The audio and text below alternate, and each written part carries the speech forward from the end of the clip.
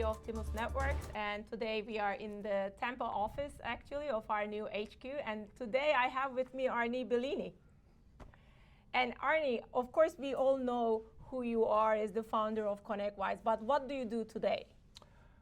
Well, that's a very involved answer to that, but I guess if I had to zoom out and tell you my main mission is to turn Tampa Bay into CyberBay. And wow. So I can unpack all of that if you'd like, but I mean, we'll get into some of the details. But yeah.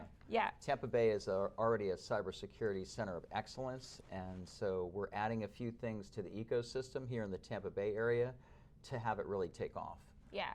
And when you first started with this vision, like, was it difficult to get people by you, or what were some of the challenges? Sure. Well, okay, there's always challenges. Well, I sarcastically like to say that everything in business is very easy, except you have to do it with other humans, and that's where it gets kind of sticky.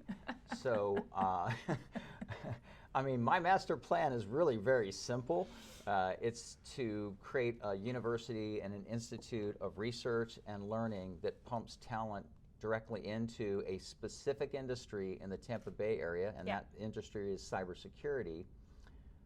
Such that it becomes forevermore a center of excellence for cybersecurity, as well as perhaps not just the state of Florida, but obviously the United States of America and hopefully democracies around the world. Wow. Yeah, that is amazing. And of course, as one of the vendors of the channel, we love hearing this vision, right, as a newcomer to the Tampa area. The other thing that I was going to ask you is, actually, this is my most favorite question as the CEO of a startup.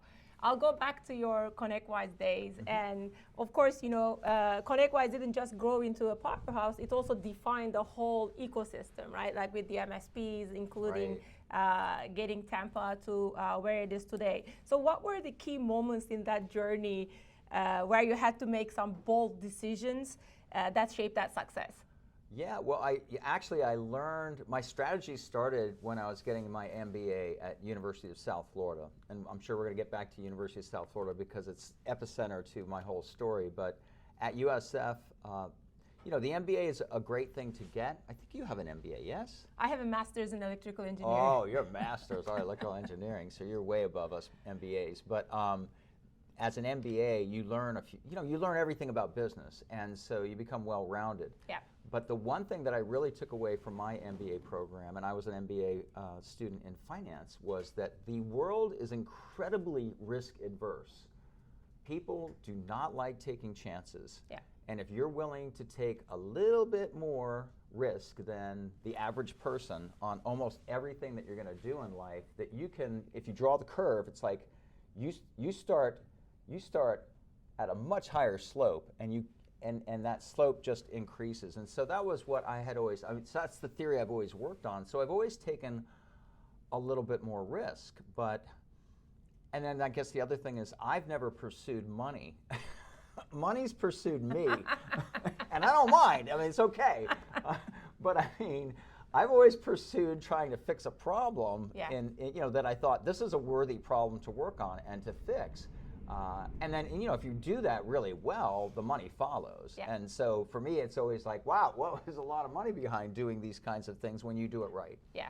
Yeah, actually, you know, there's a saying that I like is like, unless your requests are bold from life, nothing happens other than what was going to happen anyways. Yeah, I mean, like, you got one shot. Correct. It's like, you know, what's the story of your life? It's like you write it every single day that you wake up, and so, you know, you have to think about it that way because, you know, your life happens one day at a time, and it's the decisions that you make in that 24-hour period that start the trajectory for the next day and the next years and the future. Yeah, yeah. Now, it's so true. I mean, this really resonated with me in terms of the risk-taking and being bold. So relevant to that question, so building a business in Tampa, right? So we are new into Tampa. Do you have any advice for newcomers from a vendor perspective? I know that we just mentioned, we talked about the USF, and go ahead. No, I have advice for you. I mean, so I'd say the best advice I can give someone in your position or anyone, really, let's speak about you first. I think that the thing to embed in the culture of your company is why you're doing what you're doing. And a great little bit you can get on YouTube is Simon Sinek, Start with Why. And Andrew Reddy will remember that I snagged Simon Sinek as soon as he came out with, before he even came out with this book, I had seen a video of him. And I thought, that's a really cool message. And so we snagged him before he became popular. And he was a keynote speaker at IT Nation. But his point is well taken. Why are we doing what we're doing? Like the why, I would kind of throw my quick version of why out for you is MSPs, who is your major market, MSPs are, and I want to say this the right way and as politely as I can, MSPs are really looking for guidance in entering the cybersecurity marketplace. In other words, the way I've always seen it is, there's the whole world comprises of IT is comprised of two major hemispheres. One of them is IT operations, and the other one is security operations. And you got to do both of them. You can't separate the world, okay? You got to do both of them. And so for me, my message to MSPs, and I think this is a really useful message for you to get across to them, is if you're doing, and good on you, I mean, you're doing a great job with IT operations and you've made a business off of that. And I feel in so many ways companies like ConnectWise and others have helped lead the way in moving, this whole industry from break fix over to reoccurring revenue, which is how you create wealth, which is how you get your exits, which is how you get, when you're my age and you're looking to retire, it's like that's how you get value out of your business. And so I feel that's been a really good move for the industry, but we only have made a half step towards the real answer, which is we've got to marry that with security operations. Yeah. And by the way, if you, and it's a compelling reason, and I think the problem is so many MSPs are so afraid to add any price point to their customers, and that's wrong. Okay, the cost of doing business as an MSP is going up. You have to pass on those costs to your clients. You have to raise your prices, but most importantly, you have to start offering at least an entry-level cybersecurity service. Yeah. So that would be, and so for you, I would say, help evangelize that message, right? And then show how your product answers the call, right? Because in so many ways, it does. I mean, in so many ways it does. And then the other thing I would say is make it your culture that you're going to provide your product at a super affordable price, such that the MSP immediately is making margin, not on the second client they sell or the third, but the very first client that they sell, that they can make good margin on your product there. I would say that's really important. And then preach that to them. It's like, if you put our solution in, and then, so I guess that would be the thing. So, and commit to always having a price that is very affordable, such that with the first client that they sell, you automatically are making money as an MSP, right? Yeah. And then if you really want to go further and get to, say, a 10 level of maturity, sell the first client for them. You know your product better than anyone else. Sell the first client for them. Make that part of the deal, right? And I can kind of give you an outline on how to do that, where you're not taking so much of a risk with professional services or your sales team, but you could literally put probably 2 more salespeople in place, a BDR and a sales rep maybe, or maybe just 2 BDRs to handle that. Yeah. You think about it, you could easily do it, and you could do it. Well, anyway, I'm going on and on and on, but it's like, you ask the question, there's my answer. No, but that's actually excellent, because this is some of the things that we are currently operationally dealing with, right? Like how to have our MSPs be able to talk about security in a way that makes sense for their clients. And so why do you think the MSPs have that hesitation? Well, it's hard for it's, think about our industry. It's just not easy, right? I mean, it's like, you learn a certain wave of technology is like waves hitting the shore, okay? And any good surfer knows that they come in sets, right? And so I happen to live on the Gulf of America. I love it. Changing my address, Gulf of America.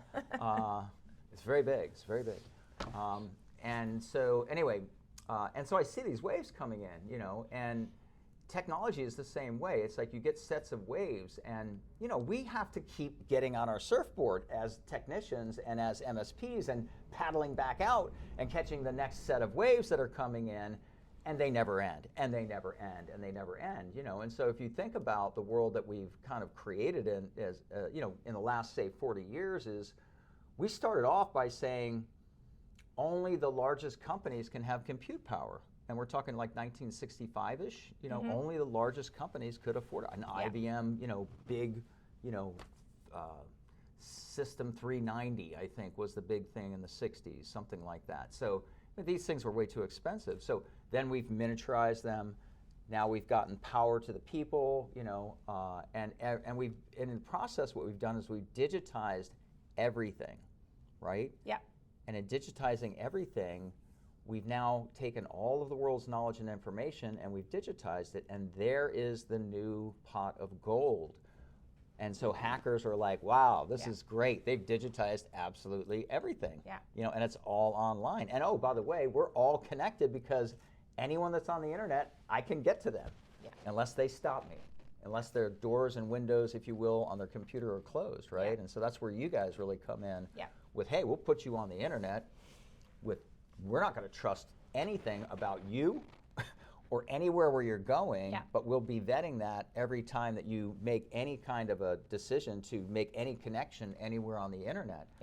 And I think that's why your product is a powerful product. I appreciate you saying that, and absolutely true. You know, like data has become the new gold, like you said, and nowadays we really believe the network became too complex, right? Like the data is on-prem, but it's also in the cloud, it's on people's laptops.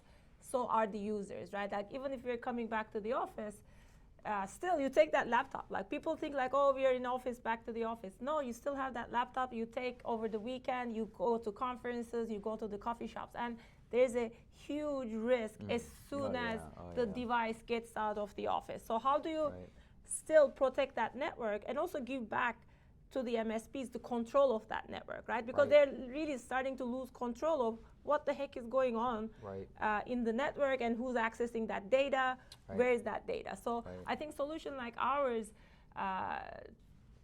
try to give back the control to the MSP, simplify the way things are done, especially streamline, and that really results in reduced support tickets, overall less total cost of ownership, and ultimately it really comes to the peace of mind of the business owner that they are selling into, right? Like, how do I minimize that attack surface with your employees all over, where your data, you have the SaaS apps and so on. So yeah, I think in this digital world, definitely, you know, our solution is needed, but to your point with the MSPs, hey, do I want to charge a bit more for this? Like the old ways of doing still seems to be working. How am I going to ask for more?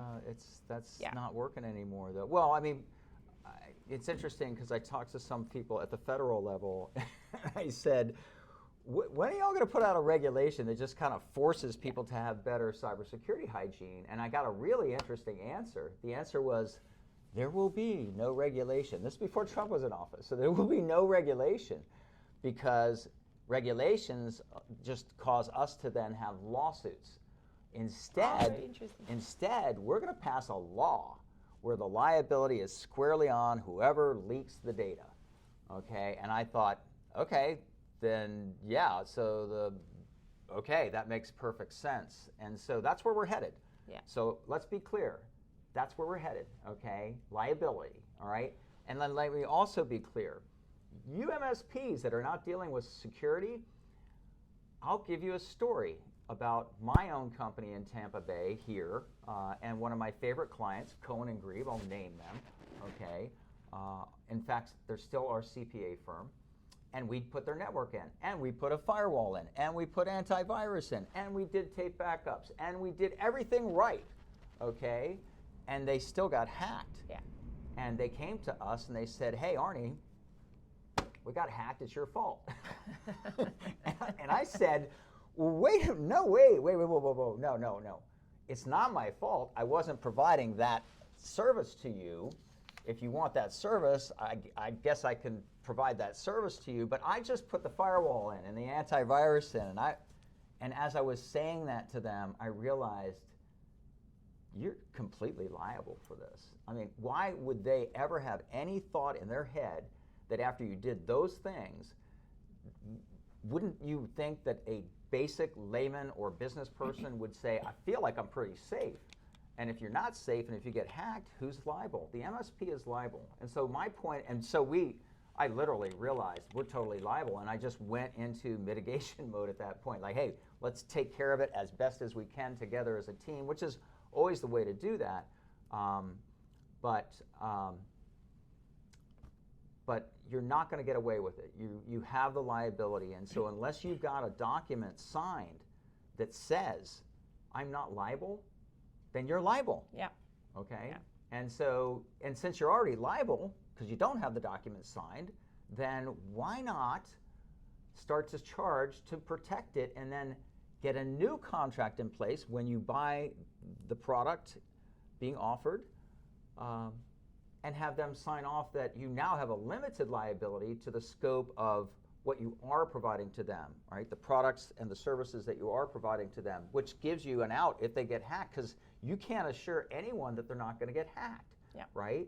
So, but you don't have anything that's going to legally protect you, just like I didn't, right? And I didn't get to the point of a legality. I didn't worry about that. I wanted to take care of the customer, which is always the right thing to do. But I was really shocked when I realized, like, wow, okay, so it's not just Cohen and Grieve. I'm liable for like the other 200 customers that we serve here in the Tampa Bay area, right? And so that's when we got busy and serious about security. And so those would be sort of, I think these kinds of messages to MSPs are the things that they need to hear so that they understand. It's like, well, you know, I got to do something about this. Yeah.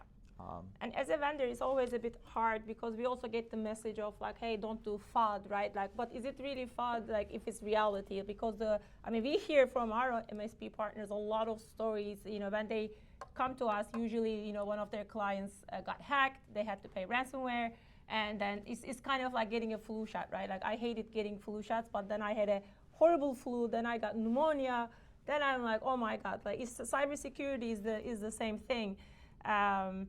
But yeah, so I think for the MSPs, it really is also, I feel like it's a differentiation factor. Like, if they're doing security well, there's a way, like, to go to the small, medium business, hey, this is why you need to work with us, because we're future-proofing you to the extent that's, Amen, you're preaching to the choir. Like, and really, it's like, and you know, you don't have a really good story if you're just talking about IT operations anymore. You've got to be talking about security operations. So you've got to have that discussion of both. Look, and let's face it, okay? The days of IT operations, I'm not going to say it's not difficult, but most hardware doesn't break anymore, right? I mean, the days of break fix are kind of gone, and so, you know, this is becoming simpler, the IT operations side, and it's becoming, I don't want to say the cost, all the excess profits on IT operations have been bid out of the marketplace, and so yeah, it's going to be hard for you to raise your prices with just IT operations. You can raise it per whatever the CPI, Consumer Price Index, goes up every year, 3%, 4%, which is a smart thing to put in your contracts, by the way. I've been preaching that for about 10 years. But you know, you got to offer the security operations with it, because mature companies that offer both are going to take your clients away if you're not doing both, right? So you got to make your baby steps into the cybersecurity world, or take big steps, but I would just encourage baby steps. And then you asked the question earlier, why are they so reluctant to do it? Because nobody's come up with a paint by numbers. No one's come up with an easy button. No one, you know, you have to buy a cadre of solutions, and they aren't integrated together, and, you know, there you have it. So. And that's one of the pain points that we're trying to solve as well. Like, we really are a proponent of better together. So, you know, like, our solution, yes, we do network security and we do that extremely well, but we have only one solution. So we're laser focused on that, and then we really integrate and be compatible with all the other complementary solutions in that security stack. Which is great, right? That's what needs to happen, is high level of integration, affordable pricing where they can make a good margin with their very first client, educational material, to the point of, I mean, you really got to go to the point of selling their first client. I just want to keep emphasizing that because it's something I'm emphasizing with all the cybersecurity companies that I'm invested in is like, you got to do that. And it's not that expensive to do. Yeah. Because then you're humming the tune for them and then they'll see that and they'll go, well, I can do that. But until you get that first client in, until they get their first client, their confidence level doesn't go up. I mean, we've seen this all before. This was the MSP industry, right? I mean, it's like, I mean, I was preaching years ago, don't just do break fix, offer these managed service contracts. And then the argument then was, well, I've gone to my clients, Arnie, and they've said, well, I just like it just fine when I call you and you come and you fix things, then I just pay you for what you do. And I said, yeah, but you shouldn't like that, and you can't keep a bunch of expensive technology people sitting around waiting for a problem to happen. So the only way you can budget for that is if you've got certain revenue coming in, and they should be willing to pay that. And so that was the argument then, right? And it's like, so the clients are saying, well, I don't want to pay you, I just like it the way it is.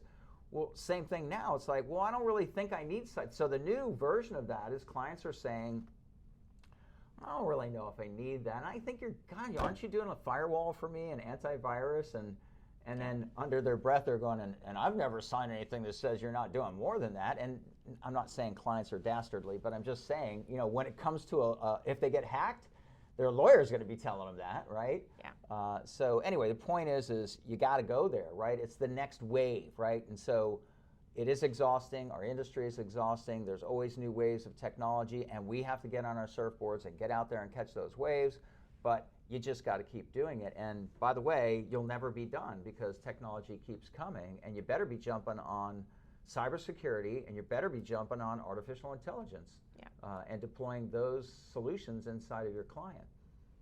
And it's going to be actually my final question and relevant to that, right? Like now I know that you're very involved with the talent ecosystem in Tampa. You just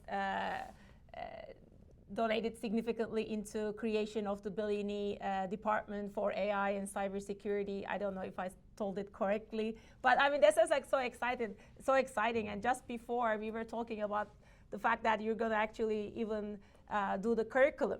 So tell me. As soon as I leave here. Yeah, I mean that's amazing. Yeah, so are you excited? Well, So right? I'm trying to solve the problem all right, back up.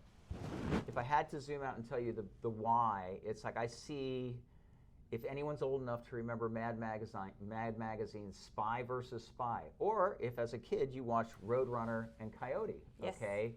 It's the same theme. They're always outsmarting each other, right? They're always outsmarting each other, right? Back and forth and back and forth and back and forth.